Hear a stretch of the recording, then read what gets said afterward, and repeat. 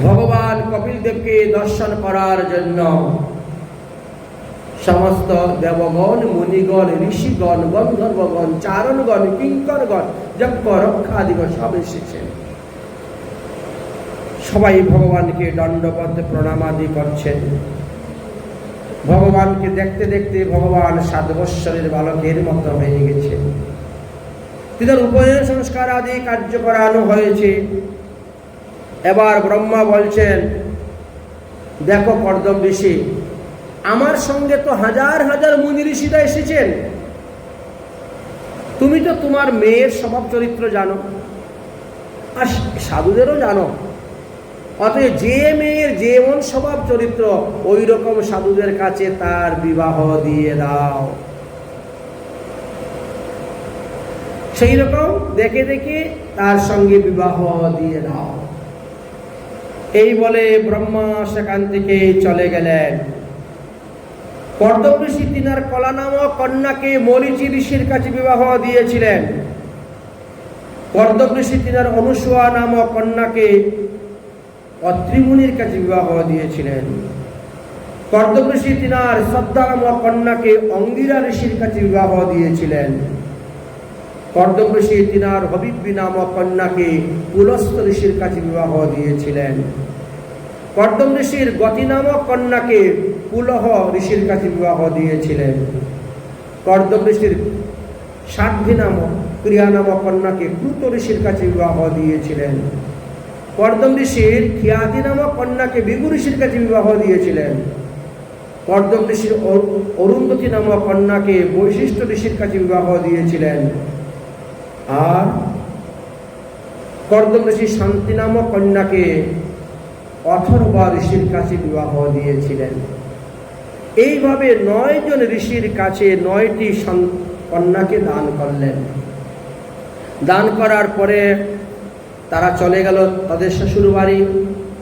সেই মুনি ঋষিদের ঔরসে আরো অনেক মুনি ঋষিগণ জন্মগ্রহণ করেছিলেন পৃথিবীতে। মুনিপুত্র, মুনিকুমারগণ তারাও তপস্যা করে মুনি ঋষি হয়েছিলেন।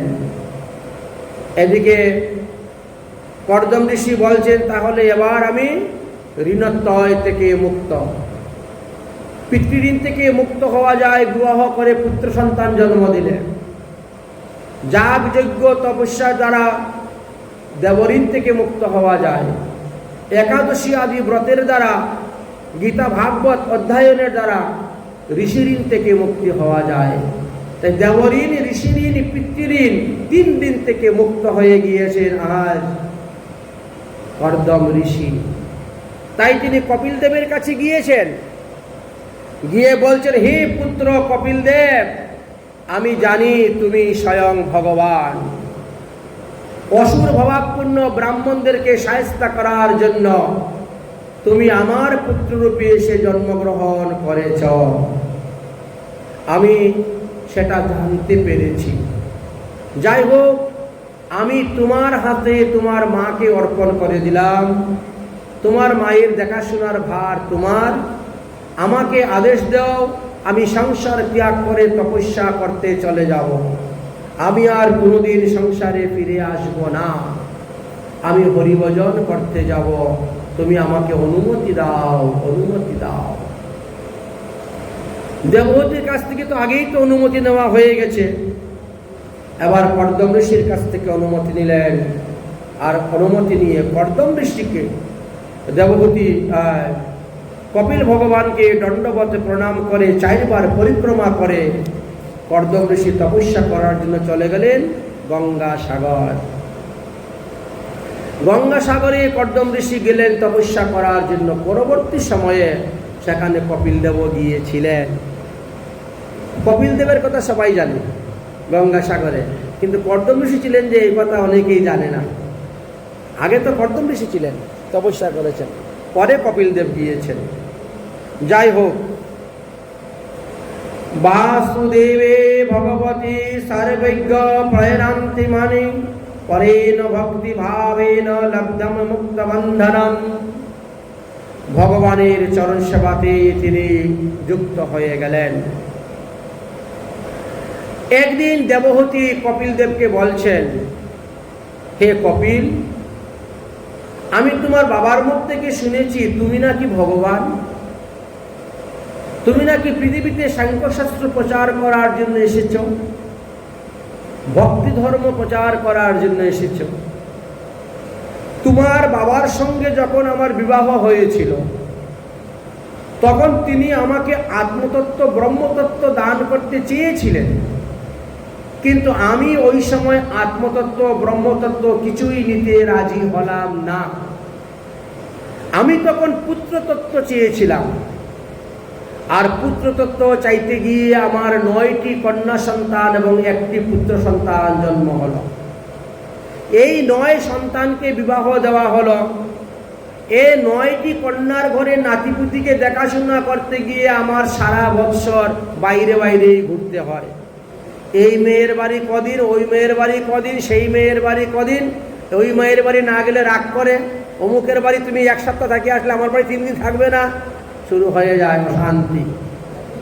এখন সারা বৎসর যদি আমি ওই নাতিপুতি নিয়ে হই হই রই রই করি তো সাধন ভোজনটা করব কখন?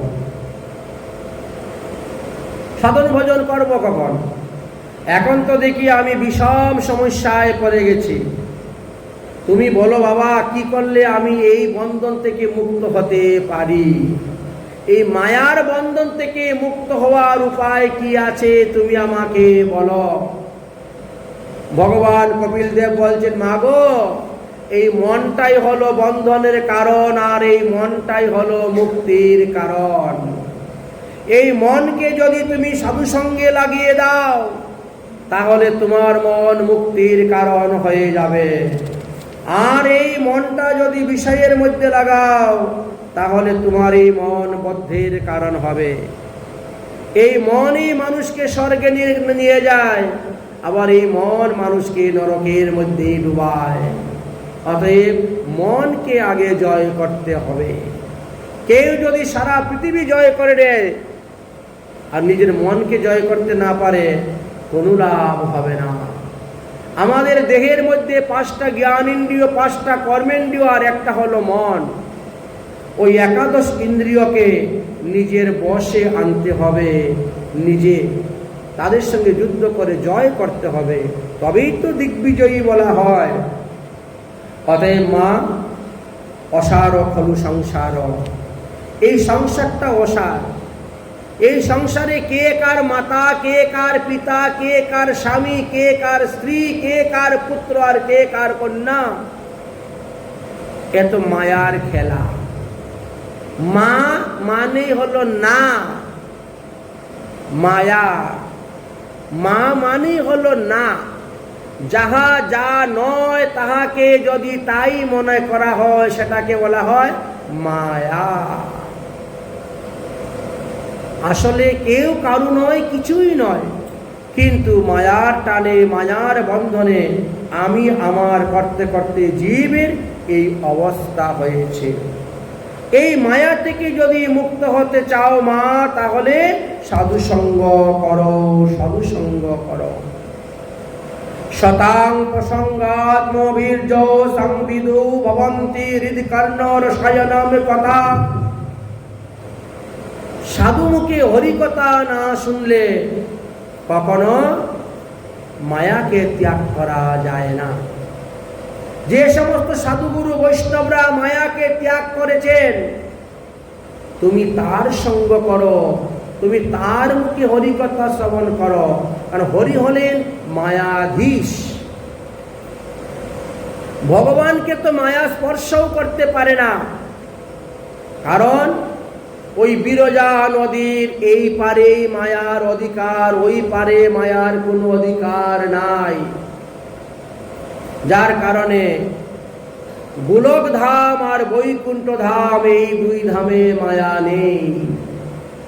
ব্রহ্মলোক থেকে আরম্ভ করে সপ্ত স্বর্গ, সপ্ত পাতাল, যত লোক আছে সব কানে মায়ার খেলা। মায়া সবাইকে বশ করে আছে। অতএব মায়াকে বশ করতে গেলে সাধু মুখে হরিকথা শ্রবণ করতে হবে। যারা মায়াকে ত্যাগ করতে পেরেছে তাদের সঙ্গ করতে হবে, তবে মা তুমিও মায়াকে ত্যাগ করতে পারবে। এই মায়ার 2টা রূপ, এক হলেন যুগমায়া আর এক হলেন মহামায়া। মহামায়া মা দুর্গাকে আমরা ভালো করে জানি, কিন্তু যুগমায়াকে অনেক লোকে কম চিনে। মহামায়ার কাজ হলো সংসারের মধ্যে ধন জন বিষয় দিয়ে সংসারে ভুলিয়ে রাখা, আর যুগমায়ার কাজ হলো ভগবানের সঙ্গে সংযুক্ত করে দেওয়া। অরে জীবাত্মা, তুই তো পরমাত্মার অংশ, তুই তো পরমাত্মার সঙ্গে ছিলে, ভালো ভালো খাবে, ভালো ভালো পড়বে, সুখে থাকবে, এই জন্য পরমাত্মাকে ছেড়ে তুই পৃথিবীতে চলে আসলে। আর এই নবদার রূপী দেহকে তুই আশ্রয় করে সুখ শান্তি জন্য বসে আছিস। চল, তোকে আবার ভগবানের সঙ্গে সংযুক্ত করিয়ে দিব। তাই যুগমায়ার কাজ হলো ভগবানের সঙ্গে সংযুক্ত করা, আর মহামায়ার কাজ হলো সংসারের মধ্যে ভুলিয়ে রাখা, ডুবিয়ে রাখা। এই তো মায়ার দুই কাজ। তবে মায়া হলেন ভগবানের দাসী। মায়া ভগবানের দাসী। যদি কেউ ভগবানের সঙ্গে সম্পর্ক স্থাপন করতে পারে, তাহলে মায়া তৎক্ষণাৎ তাকে ত্যাগ করে চলে যাবে। কারণ দাসী তো প্রভুকে সর্বদা ভয় পায়, এ আমার প্রভুর সঙ্গে সম্পর্ক আছে, সুতরাং তার সঙ্গে কোনো দুর্ব্যবহার করা যাবে না। মনে করেন আপনার বাড়িতে কোনো কাজের মেয়ে আপনি রেখেছেন, কাজের মেয়ে রেখেছেন, হয়তো আপনি বাইরে কোথায় চলে গেছেন, এমন তো অবস্থায় আপনার কোনো আত্মীয় এসে উপস্থিত, তখন কাজের মেয়ে দরজা খুলে দিল, কে আপনি, কোথায় থেকে আসছেন, কাকে চান? আরে আমি তো অমুকের অমুক। যেই মাত্র সম্পর্কটা বলল, দেখবেন তখন সে আদর করে ঘরে ডেকে, আসুন আসুন বসুন, ইনি বাইরে গিয়েছেন, একটু পরেই আসবেন, তাই না?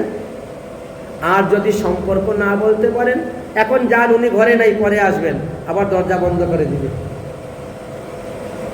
জানা নেই, শোনা নেই, চিনা নেই, আপনি দিব কেন? কিন্তু যখন দেখবে সম্পর্ক আছে, তখন নিজেই পুটলা গুটিয়ে নিবে, আসুন আসুন, এখানে বসুন বসুন। এই জন্য সম্পর্ক, ভগবানের সঙ্গে সম্পর্ক স্থাপন করি ভজন করতে হয়। যারা সম্পর্ক স্থাপন করে ভজন করছেন, ভগবান তাদেরকে কখনো ত্যাগ করেন না।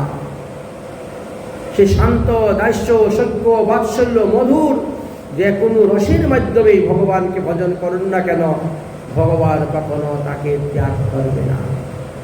এই জন্য মা, সাধুমুখে হরিকথা শুনতে হবে। সাধুমুখে হরিকথা আমাদের রাসায়নিক টনিকের মতো কাজ করে গো মা। সাধুমুখে হরিকথা শুনলে পরে সর্বপ্রথম আমাদের কানের রূপ ভালো হবে, আর তারপরে হৃদয়ের রূপ ভালো হবে। আমাদের কান আর হৃদয় এই দুটা বড় দুর্বল। এই কানের রোগ আর হৃদয়ের রোগ সর্বদাই আছে, কারণ কান বেশি সময় হরিকথা শুনতে পারে না, আর হৃদয় সর্বদা হরির চিন্তা করতে পারে না। সারা দিন আজে বাজে কথা শুনে যাচ্ছেন, কিন্তু এতে কান ঝালাপালা হয় না, বিরক্তও আসে না। কিন্তু কতক্ষণ হরিকথা, ভগবানের কথা শুনতে গেলেই বিরক্ত এসে। আজে বাজে কথা শুনলে দেখো কান আরো ভালো। ঠিক তেমনি ভাবে মন, মন বেশিক্ষণ ভগবানের চিন্তা করতে পারে না, বিচলিত হয়ে পড়ে। কিন্তু 24 ঘন্টা বিষয়ে চিন্তা করতেছে, এতে তার অসুবিধা হচ্ছে না। এটা হলো রূপ। এই কানের রোগ আর হৃদয়ের রোগ যদি ভালো করতে চাও, তাহলে সাধুমুখে হরিকথা শ্রবণ করো। সাধুগুরু বৈষ্ণবের কৃপা না হলে কখনো ভক্তি কারো হৃদয়ে আপনা আপনি উৎপন্ন হবে না। শ্রদ্ধা, ভক্তি এইগুলা আসে না। ভক্তি তো আসবে ভক্ত সেবার দ্বারা, সাধুগুরু বৈষ্ণবের সেবা দ্বারা। গুরু কৃপা ছাড়া কখনো সংসার বন্ধন কারো মুক্ত হয় না। তাই গুরু কৃপাহি কে বলা। ও মা, এই যে বৈষ্ণব ভক্ত, এরা কিন্তু সবার গুরু। ভগবান বলছেন, আমি গুরু রূপে ঘরে ঘরে দীক্ষা দেই, সবাকারে বৈষ্ণব রূপে দেই শিক্ষা। অতএব দীক্ষা গুরু আর শিক্ষা গুরু যে বৈষ্ণব, এরা তো ভগবানেরই প্রতিনিধি, ভগবানেরই স্বরূপ। ভগবানই আমাদের কাছে গুরু রূপে আসেন। তাই তার কৃপা ছাড়া কখনো ভক্তি আপনা আপনি হৃদয়ে উৎপন্ন হয় না। তাই আদৌ শ্রদ্ধা, প্রথমে শ্রদ্ধা হৃদয়ের মধ্যে আনতে হবে। সাধুগুরু বৈষ্ণবের প্রতি শ্রদ্ধা, তাদেরকে দর্শন মাত্র দণ্ডবত প্রণাম করা। সাধুগুরু বৈষ্ণবের কোনো জাতিভেদ করতে নাই। সে কোন জাতি থেকে, কোন গোত্র থেকে, কোন বর্ণ থেকে, কোন আশ্রম থেকে এসেছে, ওগুলা বিচার করতে নাই। বৈষ্ণব দেখিয়া যদি নাম হয় মুন্ড, সেই মুন্ড পরে গিয়া নরকের কুণ্ড। তাই বৈষ্ণবেতে জাতিবুদ্ধি করে দণ্ডবত প্রণামাদি করতে নাই। সর্বজীবে ভগবান অবস্থান করতেছেন, তাই জীবে সম্মান দিবে জানি কৃষ্ণ অধিষ্ঠান। এইভাবে মাকে বোঝাচ্ছেন। অতএব মা, সংসার বন্ধন থেকে মুক্ত হলে করতে যদি চাও, তাহলে যাও, আজকেই যাও সাধুসঙ্গ করার জন্য, সাধুমুখে হরিকথা শ্রবণ করার জন্য। দেবহূতি মা বলছেন, আমি গেলেই কি সাধুরা হরিকথা শুরু করে দিবে? তাদেরও তো একটা সময় গময় আছে। যখন তখন আমি গেলেই তোর হরিকথা শুরু করবে না। আর একবার যদি তারা হরিকথা বলতে বসে যায়, তাহলে তো হরিকথা চলছেই চলছেই চলছে। সাধুদের তো শাস্ত্র জ্ঞান প্রচুর, কিন্তু কাণ্ড জ্ঞানটা কম আছে। কারণ তারা ঘড়ি দেখে হরিকথা বলে না। এখন সন্ধ্যার সময় হয়ে যাচ্ছে, ধূপবাতি দেখাবো, বাড়িঘর জল ছিটা দিব, এত হরিকথা বলেই যাচ্ছে, হরিকথা বলেই যাচ্ছে। কথা শেষ না হলে তো উঠে আসতেও পারি না। অতএব বাবা, ওই সাধু মুখে হরিকথা আমার দ্বারা শোনা সম্ভব হবে না। একা মানুষ, একটা মাত্র, বাড়ি ঘরের কাজকর্ম সারিয়ে কখন কি করব। অতএব সাধুরা যে সমস্ত গ্রন্থ দেখে দেখে পাঠ করেন, ওই সমস্ত গ্রন্থ কিনে এনে তুমি আমাকে দিয়ে দাও, আমি ঘরের কাজকর্ম করে ফাঁকে ফাঁকে ওইগুলা পড়ব। এতেই আমার কৃষ্ণ ভক্তি লাভ হয়ে যাবে, সংসার বন্ধন নাশ হয়ে যাবে, আমি মুক্ত হয়ে ভগবত ধামে চলে যাব। কপিল ভগবান বলছেন, হবে না গো মা, হবে না, হবে না, হবে না। কেন হবে না? সাধুরা তো গ্রন্থ দেখে দেখেই পড়ে। তাহলে আমি যদি সেই গ্রন্থ দেখে পড়ি, তাহলে আমার কেন প্রেম ভক্তি লাভ হবে না? কেন সংসার বন্ধন থেকে মুক্ত হব না? কপিল দেব বলছেন, তাহলে একটা উদাহরণ দিব মা তোমাকে, তখন তুমি বুঝতে পারবে সাধুমুখে হরিকথা শ্রবণ করার কত দাম, কত মূল্য। শোনো মা, রাস্তার পাশে দেখবা অনেক বড় বড় বট গাছ আছে। সেই বট গাছের মধ্যে বৎসরে একবার ফল ধরে, তাই না? ফলগুলা গাছের মধ্যে পাকে, লাল হয়ে যায় পেটে, কমলা লেবুর মতো। তারপরে সেই ফল গাছ থেকে মাটিতে পড়ে। কারণ লক্ষ লক্ষ কোটি কোটি ফল ধরে একটা বট গাছের মধ্যে, ফল ধরে, মাটির মধ্যে পড়ল। আচ্ছা মা, তোমাকে একটা জিনিস জিজ্ঞেস করব, যে একটা বীজ থেকে চারা গজাতে হলে কি কি উপাদানের প্রয়োজন হয়? দেবতী বলছেন, প্রথমে মাটি লাগবে, তারপর বৃষ্টির জল লাগবে, তারপর সূর্যের আলো লাগবে, তারপরে বাতাস লাগবে, তারপরে উর্বরতা শক্তি লাগবে। এই পাঁচটা জিনিস যেখানে আছে সেখানে বীজ লাগালেই গাছ হবে, বীজ লাগালেই গাছ হবে, তাই তো? হ্যাঁ। আচ্ছা মা, বট গাছের নিচে তো মাটি আছে, বট গাছের নিচে সূর্যের আলো পড়ে, বট গাছের নিচে বাতাস বয়ে যায়, বট গাছের নিচে উর্বরতা শক্তি আছে, বট গাছের নিচে বৃষ্টির জল দাঁড়ায়। তো পাঁচটা উপাদান থাকা সত্ত্বেও তো বট গাছের নিচে বটের চারা দেখা যায় না। তোমার সিদ্ধান্ত যদি ঠিক থাকতো তাহলে তো বট গাছের নিচে পা ফেলাবার মতো কোনো জায়গাই থাকতো না, লক্ষ লক্ষ বটের চারা উঠে ভরে যেত বট গাছের নিচ, কিন্তু তা তো হচ্ছে না।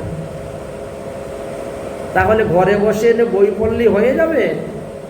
হবে না, হবে না। আচ্ছা, বট গাছ কোথায় দেখতে পাও?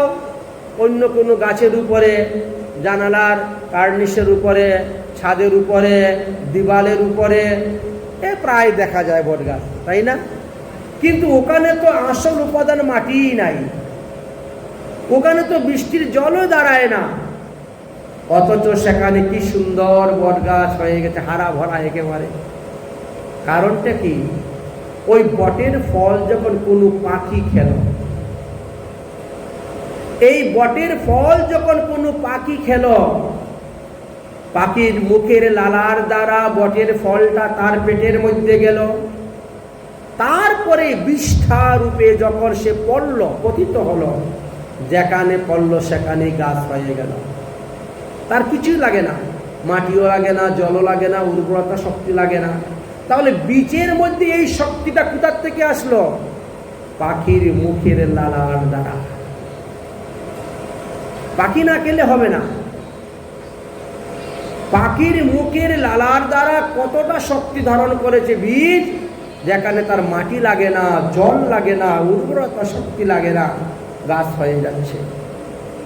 ঠিক তেমনি ভাবে সাধুমুখী হরিকথা, সাধুদের মুখ থেকে যখন হরিকথা বেরোয়, তখন সাধুদের মুখের লালার দ্বারা এই হরিকথাটা এমন একটা শক্তি ধারণ করে বেরোয় যে সাধুমুখী হরিকথা শুনতে শুনতে অসৎ প্রকৃতির, দুষ্ট প্রকৃতির নাস্তিক লোকেরাও সাধু হয়ে যায়। হরিকথার এমনই দাম, এমনই মূল্য, সংসার বন্ধন থেকে মুক্ত হয়ে যায়। মাগো, কৃষ্ণ ভক্তি জন্মের মূল হয় সাধু সঙ্গ। সাধু সঙ্গ না করলে কৃষ্ণ ভক্তি কারোর হৃদয়ে জন্মিবে না। দেবদেবীর ভক্ত হতে পারে, কিন্তু কৃষ্ণ ভক্ত হতে পারবে না। কৃষ্ণ ভক্ত হতে গেলে সাধু মুখে হরিকথা শুনতে হবে, তাকে সাধু সঙ্গ করতে হবে। কারণ কৃষ্ণ ভক্তির জন্মের মূল হয় সাধু সঙ্গ। তাই মা, তুমি সাধু সঙ্গ করো, সৎসঙ্গ করো, তবেই তোমার লাভ হবে। জ্ঞানং বৈরাগ্য যুক্তেন ভক্তি যুগেন যুগেন হেমায়া পাদো মূলং মে প্রবিস্পন্দানং কৃতভায়। একমাত্র বৈরাগ্যের দ্বারাই শান্তি লাভ করা যায়। আশাহি পরম দুঃখ, নিরাশা পরম সুখ। আমরা তো নিজেরাই নিজেদের দেহের মধ্যে আশার কাঁটা ফুটিয়ে রেখে দিয়েছি। যত আশা করবেন ততই দুঃখ পাবেন, যত আশা ত্যাগ করতে পারবেন ততই শান্তি লাভ করতে পারবেন। তাই ভক্তিযোগ আশ্রয় করে বৈরাগ্য জীবন যাপন কর। ভালো না খাইবে, ভালো না পরিবে, বিনা চাওয়ায় বিনা পাওয়ায় যা কিছু মিলে তাই খেয়ে জীবন যাপন করিবে। অযাচিত ভাবে যাহা পাইবে তাহা দিয়েই জীবন যাপন করো। তুমি যা কিছু খাইবে, যা কিছু করিবে, সব ভগবানকে অর্পণ করো। একটা কাপড় পরতে গেলেও সেটা এনে আগে ভগবানকে দান করো, তার প্রসাদী রূপে গ্রহণ করো। তুমি যা কিছু রান্না করবে তাতে ভগবানকে নিবেদন করে যদি খাও, তবেই তোমার আর একটি কি কোনো দোষ উপস্থিত হবে না। শোনো মা, তুমি তো কত কিছু দেখেছো, কারণ আমার থেকে অনেক বয়স তোমার বেশি, না হলেও তো আমার থেকে 30 বছর বেশি বয়স তোমার। তাহলে তুমি অনেক কিছু দেখেছো, কিন্তু দেখা সত্ত্বেও তুমি নিজে কি বুঝতে পারছো না কে সার কে অসার? তুমি না করো বিচার, কেন তুমি করো এই কাজ? পরের কারণে শরীর খোয়াইলে আপন কাজেতে বাদ। ওই নাতিপুতিকে দেখাশোনা, মেয়ের জামাই দেখাশোনা করতে গিয়ে তোমার নিজের জীবনের মূল্যবান সময়গুলাকে নষ্ট করে দিলে। তুমি তোমার পরে পারে যাওয়ার কোনো কাজ করলে না, দুনিয়ার সকলের কাজ করলে, কিন্তু পরে যাওয়ার কোনো কাজ করলে না। এ ধন এ জন আপন ভাবিচ, সে তোর বুদ্ধির ভুল। আগে বুদ্ধিকে শুদ্ধ করতে হবে, বুদ্ধি শুদ্ধ না হলে আমাদের মন শুদ্ধ হয় না। তাই মনকে শুদ্ধ করতে গেলে আগে বুদ্ধিকে শুদ্ধ করতে হবে। কিন্তু বুদ্ধিকে শুদ্ধ করতে গেলে তো আগে ইন্দ্রিয়কে শুদ্ধ করা চাই, আর ইন্দ্রিয়কে শুদ্ধ করতে গেলে আগে দেহ শুদ্ধ হওয়া চাই, আর দেহকে শুদ্ধ করতে গেলে আগে আহার শুদ্ধ হওয়া চাই। একটার সঙ্গে আরেকটা সংযুক্ত আছে। আহার যত পর্যন্ত শুদ্ধ হবে না, তত পর্যন্ত দেহ, ইন্দ্রিয়, মন, বুদ্ধি কেউ শুদ্ধ হবে না। এই জন্য আহার শুদ্ধ আগেই প্রয়োজন।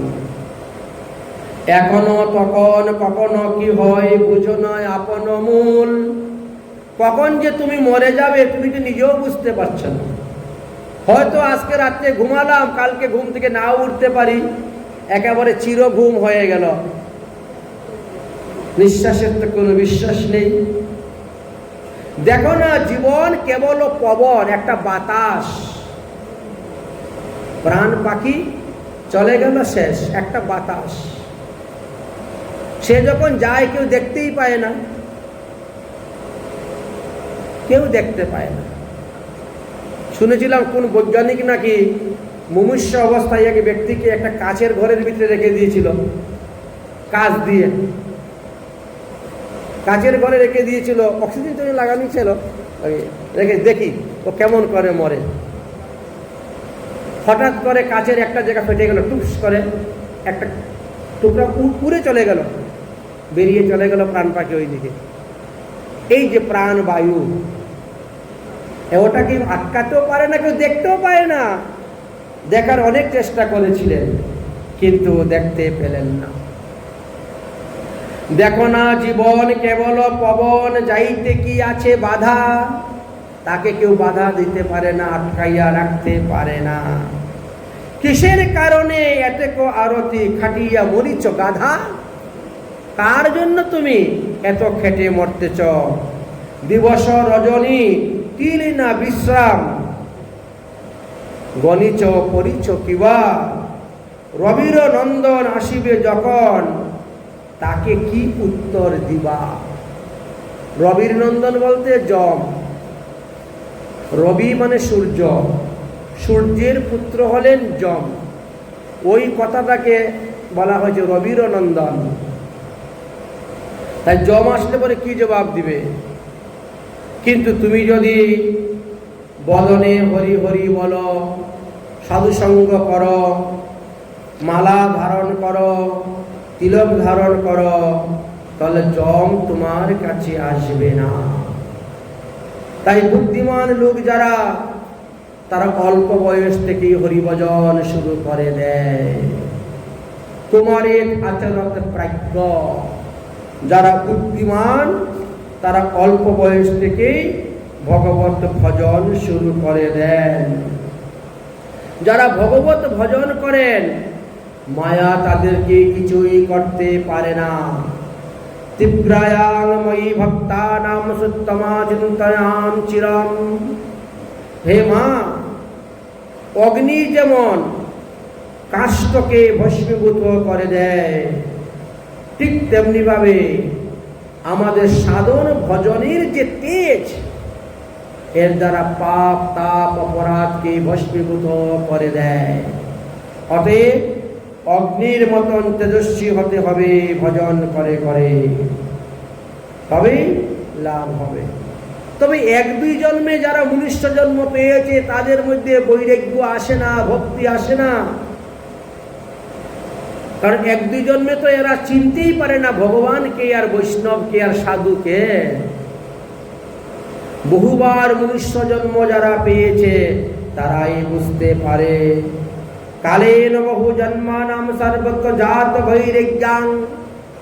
বহুবার মনুষ্য জন্ম পেতে পেতে সাধুসঙ্গ করতে করতে করতে করতে তারা জানতে পেরেছে যে একমাত্র সাধুগুরু বৈষ্ণব ছাড়া আমাদের ভক্তি লাভের কোনো উপায় নেই। মহতের কৃপা না পাওয়া পর্যন্ত আমাদের কিছু সিদ্ধি হবে না। মহতের কৃপা ছাড়া কোনো কার্য সিদ্ধ নয়। কৃষ্ণ ভক্তি দূরের কথা, সংসার বন্ধন না হয়ে ক্ষয়।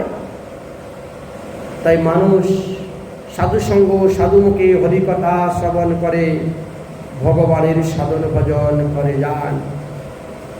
ভগবানের সাধন ভজন যারা করবেন, যারা নরকাদি যন্ত্রণা থেকে মুক্তি লাভ করতে ইচ্ছুক, তাদেরকে বেশ কয়েকটি ধর্ম বিশেষ করে পালন করতে হবে। প্রথম হলো অহিংসা। তারা কোনো জীব হত্যা করবে না, কোনো প্রাণী হত্যা করবে না, কোনো প্রাণীকে হিংসা করবে না।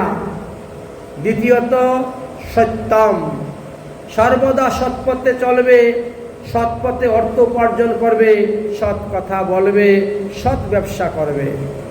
তৃতীয়ত অস্ত্রয়ম, চুরি করবে না, কোনো বস্তু কাউকে না বলে আনবে না, তাই অস্ত্রয়ম, চুরি করবে না। চতুর্থ হলো ব্রহ্মচর্য পালন করবেন। পঞ্চমে একাদশী আদি ব্রত করবেন। ষষ্ঠে গীতা ভাগবত আদি গ্রন্থ অধ্যয়ন করবেন। সপ্তমে ইষ্টদেব ভগবানের প্রতিদিন অর্চনা করবে, তার চরণে ফুল তুলসী দিবেন। নবমে হরিকথা ছাড়া অন্য কথা বলবেন না, সর্বদা মৌন, মানে হরিকথা ছাড়া অন্য কথা না বলাকেই মৌন বলা হয়। দশমে দেহটাকে সর্বদা পবিত্র রাখিবেন।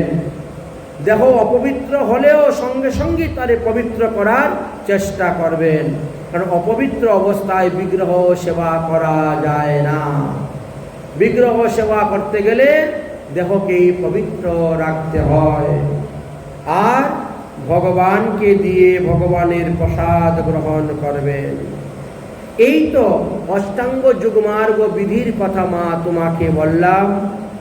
এত ভিন্ন ভগবান পদপদ্ম লাভ করার কোনো উপায় নাই।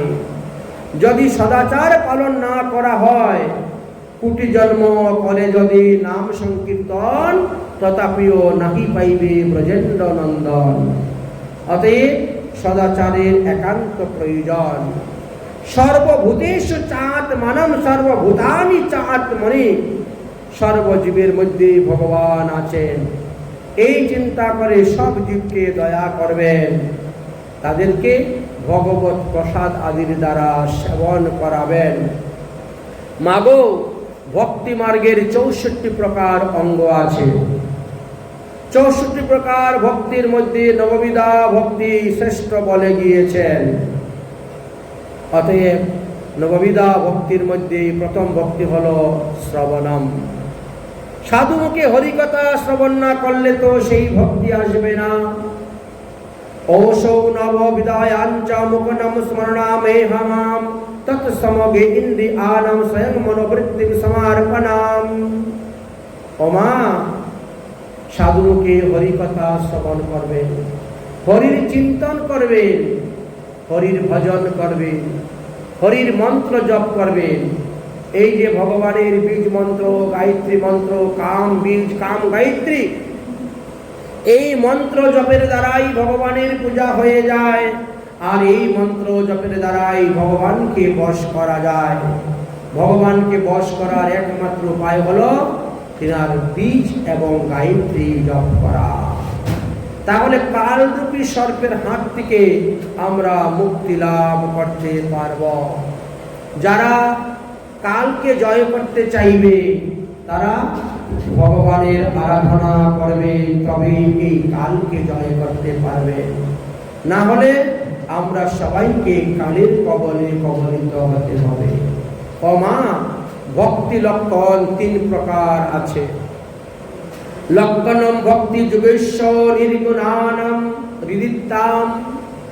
সাত্বিক ভক্তি, রাজস্বিক ভক্তি, তামসিক ভক্তি বলা হয়। কিন্তু এই 3 ভক্তি হইতে শ্রেয় হল নির্গুণা ভক্তি। এই ভক্তিকে আবার 3 ভাগে ভাগ করা হয়েছে। তার মধ্যে উত্তম ভক্তি হলো সর্বশ্রেষ্ঠ। উত্তম ভক্তি লাভ করতে গেলে এক সেবা এক দেবা, একমাত্র কৃষ্ণ ভজন ছাড়া আর অন্য কোনো দেবদেবীর যারা ভজন করে না তারা হলো উত্তম ভক্ত। অনন্য ভক্ত হলো তারা ভগবান ছাড়া অন্য কারো গুণগান গায় না, অন্য কারো ভজন করে না, অন্য কারো প্রসাদ গ্রহণ করে না, অন্য দেবতার পূজা করে না, অন্য দেবতার নিন্দা করে না, অন্য দেবতাকে স্তুতিও করে না। এই হল উত্তমা ভক্তি। স্বয়ং ভক্তি জীবন অত্যান্তিক উপলব্ধ হয়। ভক্তি যুগের দ্বারাই ভগবানকে পাওয়া যায়। অতএব অহম সর্বেষু ভূতেষু ভূতাত্মানানি সর্বদা। অমা, ভগবানই পরমাত্মা রূপে সব জীবের মধ্যে আছে। একটি ক্ষুদ্রাতি ক্ষুদ্র পিপিলিকা হইতে একেবারে হাতি থেকে বড় যত প্রাণী হোক না কেন, সবার মধ্যে ভগবান পরমাত্মা রূপে অবস্থান করতেছে। হে মাতো, আমি তোমার নিকটে এই ভক্তি যুগ এবং অষ্টাঙ্গ যুগের কথা সংক্ষেপে বর্ণন করিলাম। কারণ এই ভক্তি যুগের দ্বারাই ভগবানকে পাওয়া যায়। আর আমরা তো কলিযুগের মানুষ, আমাদের জন্য ভাগবত বললেন কলৌ তো কেবলা ভক্তি ব্রহ্ম সাহায্যকারিণী। এই কলিযুগে ভক্তি হলো একমাত্র শক্তি। যারা ভক্তিকে আশ্রয় করে ভগবানের ভজন করে না তাদেরকে 84 লক্ষ যোনি ভ্রমণ করিতে হয়। ও মা, মানুষ তাদের কর্ম অনুসারে পৃথিবীতে যে কতভাবে জন্মগ্রহণ করে তার অন্ত নাই। মানুষের জন্মকে 4 ভাগে বিভক্ত করা হয়েছে। এক হলো জীবের জন্মের কথা, এক হলো অন্ডুজ, এক হলো উদ্ভিজ্জ, এক হলো জরায়ুজ, আর এক হলো স্বেদজ। এই 4 ভাবে জীব পৃথিবীতে জন্মগ্রহণ করে তার কর্ম অনুসারে। স্থাবর যোনিতে জন্ম হয়েছে 20 লক্ষ বার, 20 লক্ষ বার জন্ম। স্থাবর অর্থাৎ গাছপালা। তাহলে কত রকম গাছপালা আছে? ওই সমস্ত গাছপালার মধ্যে আমরা জন্মগ্রহণ করে এসেছি। তাই বলছেন 20 লক্ষ বার হয়েছে বৃক্ষ গাছপালাতে আমাদের জন্ম, স্থাবর জন্ম। জলের মধ্যে বাস করেছি, জলজন্তু রূপে জন্মগ্রহণ করেছি 9 লক্ষ বার। তাহলে 20 লক্ষ আর 9 লক্ষ 29 লক্ষ বার হয়ে গেল। এবার বললেন 20টা নর্দমা, নালা, সেফটি ট্যাঙ্কি, ওর মধ্যেও জন্ম হয়েছে আমাদের 11 লক্ষ বার। 29 আর 11 40 লক্ষ বার সেখানেই জন্ম হয়ে গেল। পক্ষীকুলিতে জন্ম নিয়েছি 10 লক্ষ বার, তাহলে 40 আর 10 50 লক্ষ। পশুকুলেতে জন্ম নিয়েছি 30 লক্ষ বার,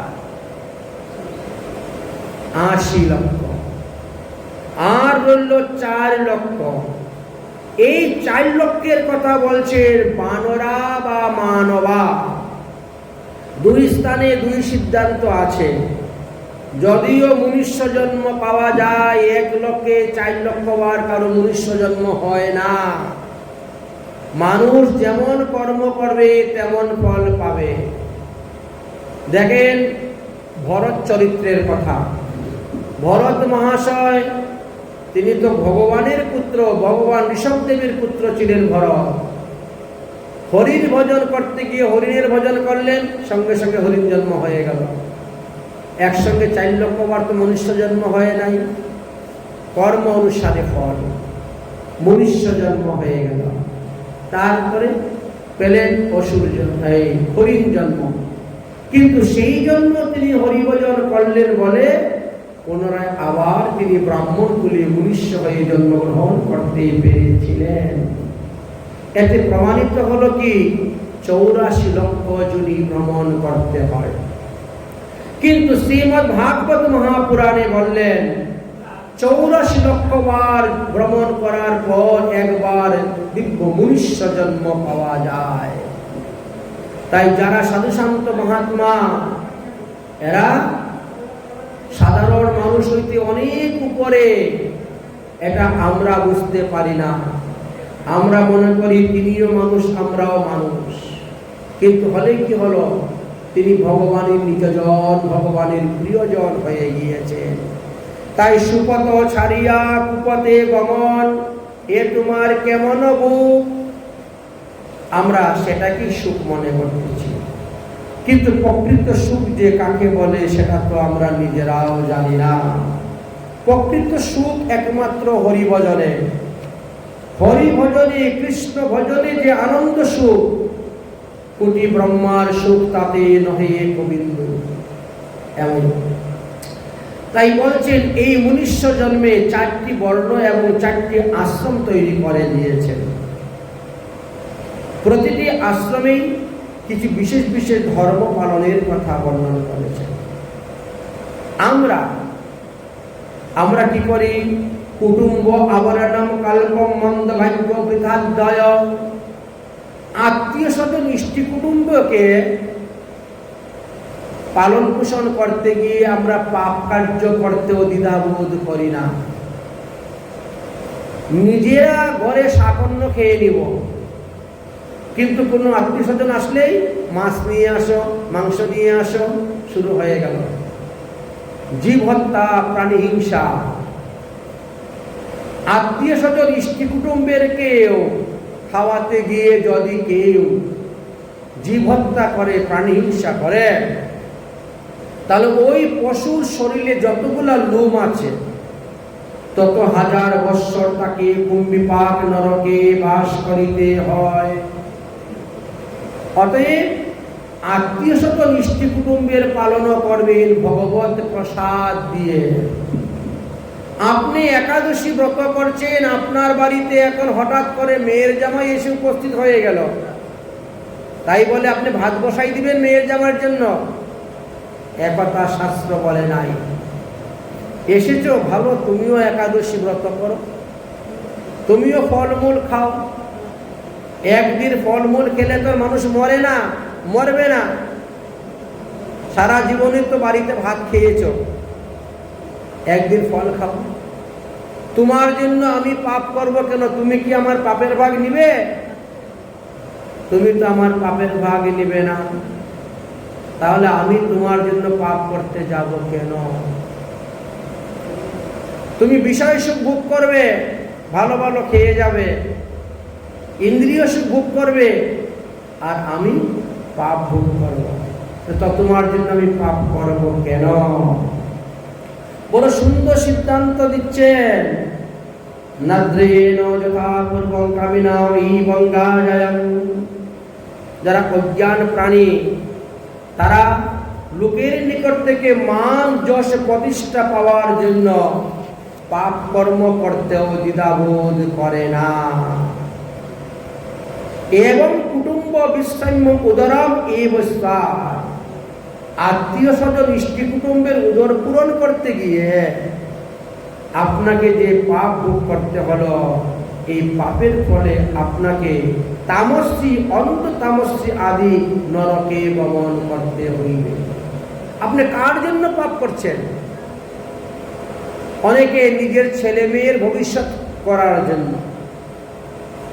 আমি মরলে পরে যাতে ছেলে মেয়েরা সুখে থাকে, এই জন্য কি করে, বিভিন্ন জায়গা থেকে লোন তুলে নিয়ে আসে, ধার করে পয়সা আনে, সুদে পয়সা আনে। এত টাকা করে সুদ দিব, দেন আমাকে 5 লাখ টাকা। এনে ছেলের জন্য একটা গাড়ি কিনে দিয়ে দিল, একটা বাড়ি কিনে দিয়ে দিল, তারপরে 5 লাখে মরে গেল। এখন মালিক একটা টাকা নিচ্ছে, টাকা কি আমি এনেছি নাকি আমার বাবা এনেছিল টাকা? বাবা তো মরে গেছে, কে জানে, টাকা শেষ, তাই না? ছেলের সুখের জন্য, মেয়ের সুখের জন্য, স্ত্রীর সুখের জন্য আপনি অন্যায়ভাবে, অধর্মভাবে টাকা পয়সা এনে তাদের জন্য বাড়ি বানিয়ে দিলেন, গাড়ি বানিয়ে দিলেন, ব্যাংক ব্যালেন্স করে দিলেন, তারপরে আপনি 5 লাগিয়ে 20 খাইয়ে যাই হোক মারা গেলেন। এখন ওরা তো এসে দাবি করতে পারবে না টাকা, যে টাকা এনেছে সে জানে, সে মরে গেছে, কি করেনি আমরা? ছেলে মেয়েরা বিষয় ভোগ করলো, আর আপনাকে সেই পাপের ফল ভোগ করতে হবে, পাপের ফল ভোগ করতে হবে। কেবলম ধর্মহি, মানুষের সঙ্গে টাকা পয়সা যায় না, কেবল ধর্মটাই যায়, তাই না? আমরা সারা জীবন যত পাপ পুণ্য করেছি, ওই পাপ পুণ্য আমাদের সঙ্গে যাবে, আর আমাদের স্বভাবটা সঙ্গে যাবে, আর কিচ্ছু সঙ্গে যায় না। জীবের স্বভাব আর পাপ পুণ্য, এই 3টি বস্তু সঙ্গে যায়। মারা যাওয়ার পরে দেহকে তো শ্মশানে পুড়িয়ে ছাই করে দিয়েছেন, কিন্তু পাপ পুণ্য তো ছাই করতে পারবেন না, ওটা নিয়ে জীব রওনা হলো, জমা লয়ে গেল। যম মহারাজ দেখলেন, দেখে বললেন, এত বৎসর ওই নরকে, অত বৎসর ওই নরকে, অত বৎসর ওই নরকে ফেলে দাও, আগামী করলো সেই নরক বর্ণনা হবে। কোন কোন নরকে কত হাজার বৎসর আমাদেরকে বাস করতে হয়, ভোগ করতে হয় পাপ করলে, আর পুণ্য করলে স্বর্গাদি বিভিন্ন লোক ভোগ করতে হয়। পাপ ভোগ করেন আর পুণ্য ভোগ করেন, যাই করেন না কেন, সম্পূর্ণ ভোগ দশা সেকালে শেষ হয় না। কিছু পাপ পুণ্য থাকা সত্ত্বে আপনাকে আবার প্রারব্ধ কর্ম ভোগ করার জন্য পৃথিবীতে পাঠিয়ে দেওয়া হয়।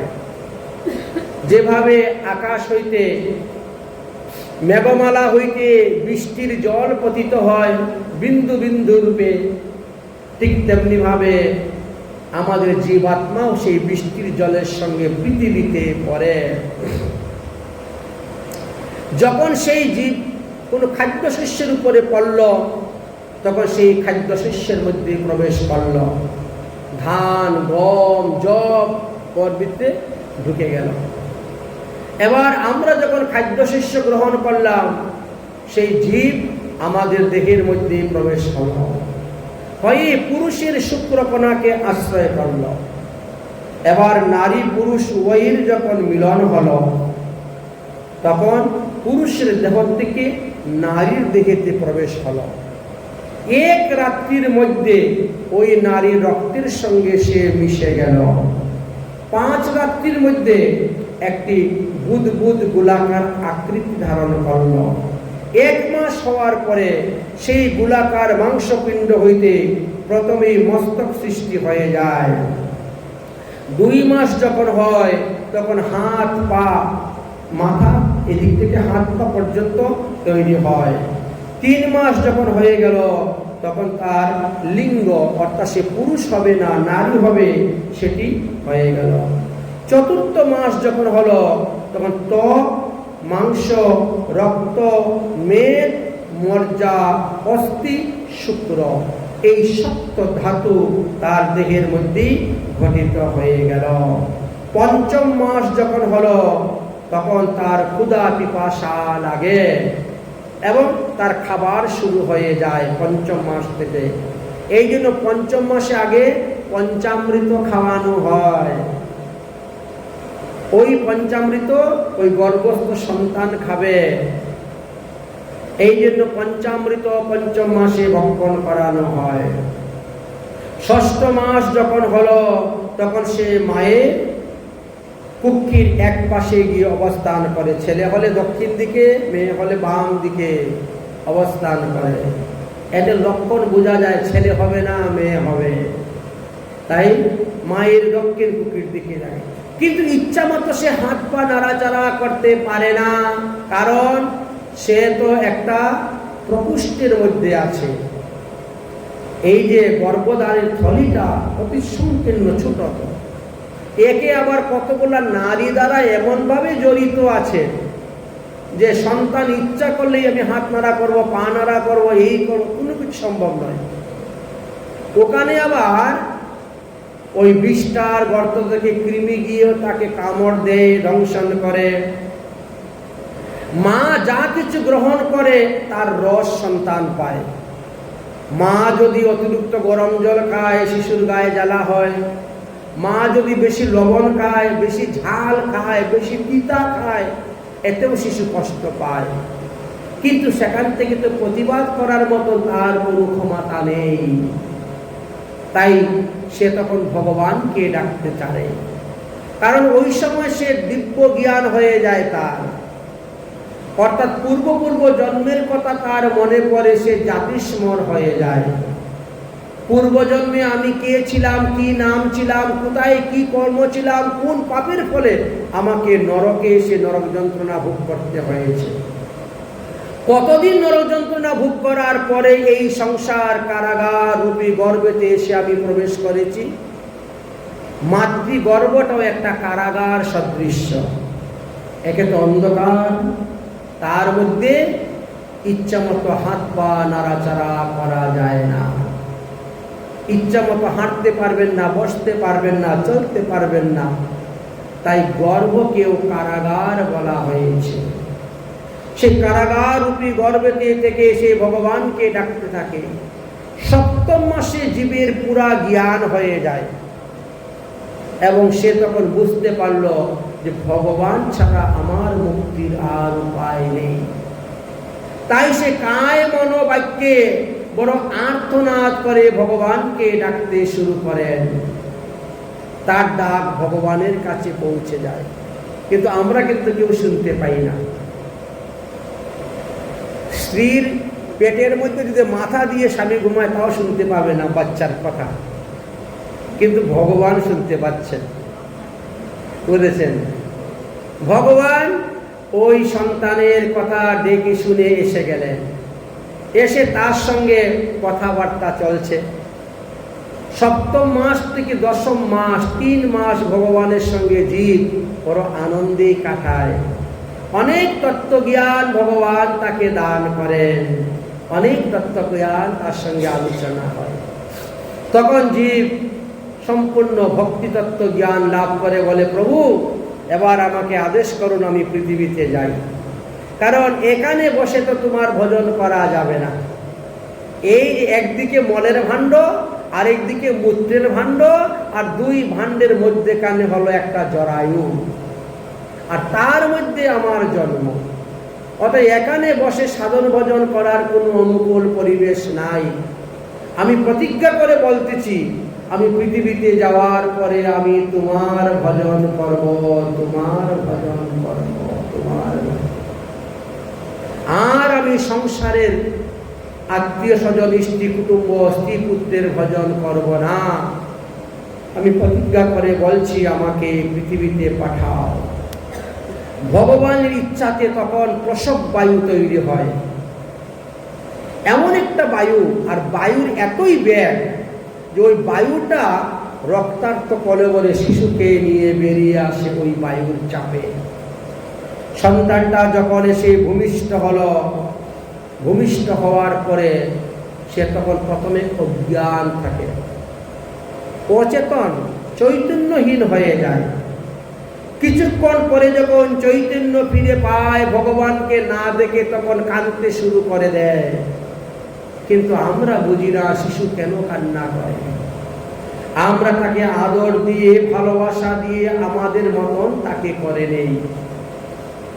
ভগবান ওই শিশুকে সাত্বিক আহার দিয়ে পৃথিবীতে পাঠিয়েছেন, মাতৃস্তনে দুগ্ধ, সাত্বিক আহার, দুধ, দুগ্ধ পান।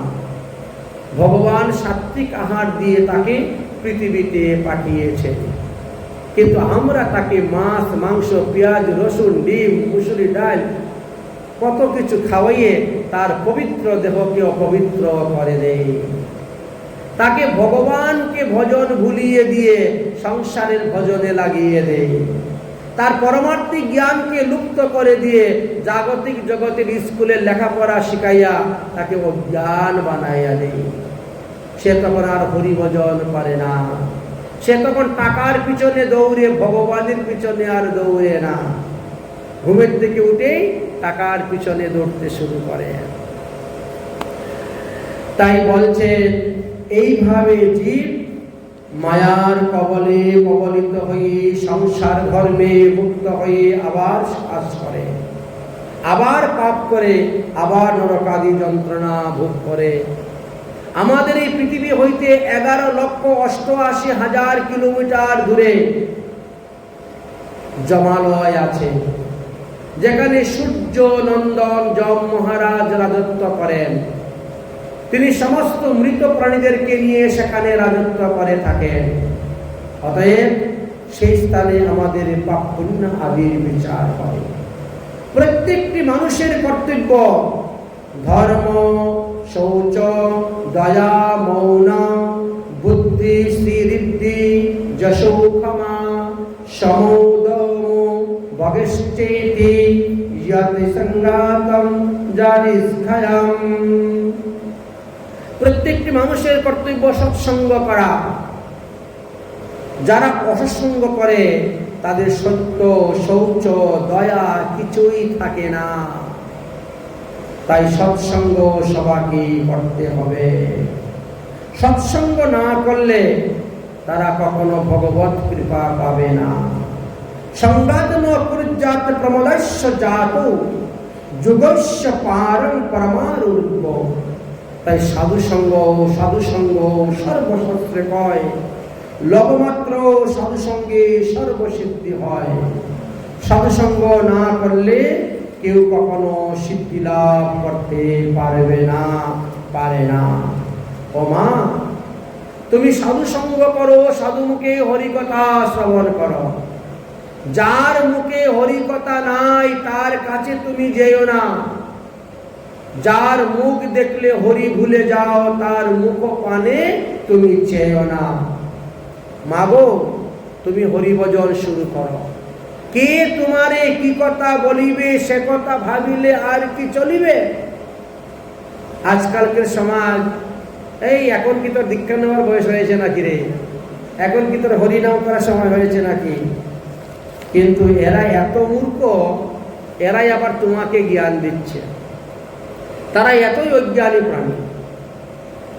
সত্য যুগে 1,00,000 বৎসর পরমায়ু ছিল, তারপরেও ধ্রুব 5 বৎসরে দীক্ষা নিয়ে হরিভজন করেছে। হ্যাঁ, প্রহ্লাদ 5 বৎসর বয়সে দীক্ষা নিয়ে হরিভজন করেছে।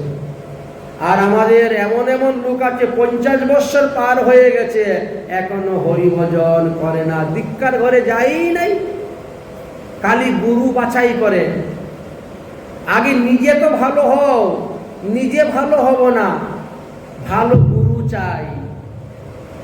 এই গুরু এই করে, ওই সাধু ওই করে, ওই ভক্ত ওই করে, বাস সাধুদের ছিদ্র অন্বেষণ করে যাচ্ছ।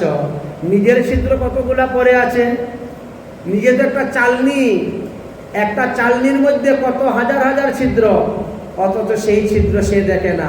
সে দেখে সুইয়ের ছিদ্র। ওই সুই দেখ, তোর পাশার মধ্যে একটা ছিদ্র আছে। তো সুইয়ের তো একটাই ছিদ্র, বুঝেছেন। তাই চালনি হয়ে সুইয়ের ছিদ্র দেখতে চায়। নিজে যদি ভালো হতে পারেন, ভালো গুরু ভগবান আপনার ঘরে পাঠিয়ে দিবেন, বুঝেছেন। এমনটি শাস্ত্রের সিদ্ধান্ত। তাই এই মনুষ্য জন্ম পাইয়া যারা রাধা কৃষ্ণের ভজন করে না, যারা গৌর নিত্যানন্দের ভজন করে না, তারা জেনে শুনে বিষ ভক্ষণ করতেছে। কি বিষ? বিষয় সম্পত্তি বিষ। দেবদেবীর পূজা, কর্মকাণ্ড করা, পাঠা বলি দেওয়া, এইগুলা বিষ ভক্ষণ ছাড়া আর কিছুই নয়।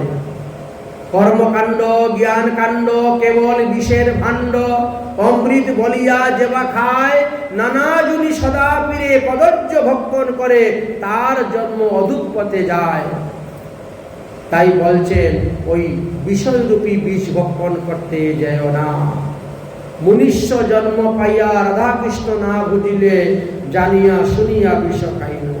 গোলকেরও প্রেমদন হরিনাম সংকীর্তন রতি না জন্মিল কেন তাই, সংসার বিষয়া নলে দিবানিশি গিয়া জলে, জুড়াইতে না করি উপায়। এবার ব্রজেন্দ্র নন্দন যেই সতীসূত হলো, সেই বলরাম হইল নিতাই। দিনহীন যত ছিল হরিনামে উদ্ধারিল, তার সাক্ষী জগাই মাধাই। আমরা এই সমস্ত দেখে শুনে বুঝেও আমরা হরিভজন করতে যাই না, হরিভজনে আমাদের মন লাগে না। তাহলে ভগবান কি দ্বিতীয়বার আমাদেরকে মনুষ্য জন্ম দিবেন? দিবেন না। বলছেন যথেন্দ্রিয়ানি প্রগণা ভাষ্যং বহুবান গুণাশ্রয়। এই মনুষ্য দেহ পাওয়া হয়েছে ইন্দ্রিয় সুখ নেওয়ার জন্য নয়, এই মনুষ্য জন্ম পাওয়া হয়েছে হরিভজন করার জন্য। বিষয় সুখ, ইন্দ্রিয় সুখ ভোগ করা আমরা অনেক করেছি, পশু পাখি কীট পতঙ্গ দেখেও এই বিষয় সুখ করেছি। স্বয়ং দেবরাজ ইন্দ্র ইন্দ্রাণীর সঙ্গে মিলন করে যে সুখ পায়, একটা শুকর একটা শুকরীর সঙ্গে ভোগ করে সেই সুখই পায়। তাহলে আমরা 84 লক্ষ যোনি ভ্রমণ করে এসেছি, ইন্দ্রিয় সুখ ভোগ করতে তো কম করি নাই। প্রত্যেকটা জন্মে স্ত্রী ছিল, মাতা ছিল, পিতা ছিল, পুত্র ছিল, কন্যা ছিল, বাড়ি ঘর বিষয় ছিল, ভোগ তো করেছি অনেক। এবার এক জন্ম না হলে হরিভজন করুন। এই এক জন্ম যদি হরিভজন করতে পারেন তবেই আপনার মঙ্গল। জয়দম সিন্ধুতায়াম শ্রদ্ধায়াম পুরুষ পরম। ভগবান কপিল দেব বললেন, আমি যে তোমাকে এতক্ষণ কপিল গীতার কথা বললাম, সাংখ্য শাস্ত্রের কথা বললাম, এই কপিল গীতা, এই সাংখ্য শাস্ত্র যিনি পড়বেন, এই ভক্তি যুগে যিনি আশ্রয় করবেন, তিনি সমস্ত পাপ থেকে মুক্ত হয়ে হরিধামে চলে যাবেন। তাই ভগবত ধামে চলে যাওয়ার এই হলো উত্তম পন্থা, এই হলো উত্তম মুক্তি। অতএব একমাত্র হরিভজন ছাড়া জীবের আর কোনো গতি নাই। মা দেবহূতি ভগবান কপিল দেবের মুখ থেকে সমস্ত ভগবত ভক্তি তত্ত্বের কথা জানার পর, শিকার পর, তিনি তখন কপিল দেবকে প্রণাম করছেন। মা হয়ে পুত্রকে প্রণাম করে বলছেন, হে কপিল ভগবান, আজ আমি জানতে পারলাম সংসার বন্ধন মুক্ত হওয়ার উপায় একমাত্র সাধু সঙ্গ। এই 84 লক্ষ যোনি থেকে মুক্তির উপায় একমাত্র কৃষ্ণ ভক্তি। অতএব আমি আজকে থেকে হরিভজন করব, হরিভজন করব। কপিল ভগবান বলছেন, মাগো, যার জিহ্বার মধ্যে হরিকথা নাই তার জিহ্বা ব্যাঙের জিহ্বা। যার কানের গর্ত হরিকথা দিয়ে পূর্ণ করে না, তার কানের গর্ত ইঁদুরের গর্ত সদৃশ্য। যে এত সুন্দর নয়ন পাওয়া সত্ত্বেও ভগবানের রূপ দর্শন করে না, তার নয়ন ময়ূরের পাখার নয়নের মতন।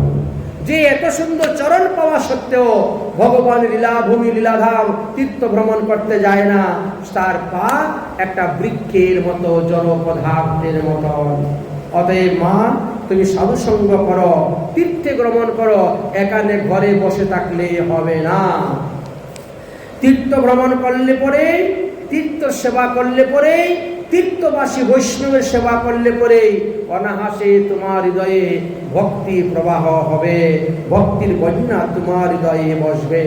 তাই ভক্তি প্রবাহেন যুগেন বৈরাগ্যেন বলি অসা যুক্তা সঙ্গান অনুষ্ঠানম জ্ঞানম ব্রহ্মানাম হিতায়া। তীর্থ সেবা করো, তীর্থের সাধুগুরু বৈষ্ণবের সেবা করো, দেখবেন ভক্তির প্রবাহ তোমার হৃদয়ের মধ্যে শুরু হবে, ভক্তির বন্যা তোমার হৃদয়ে শুরু হবে।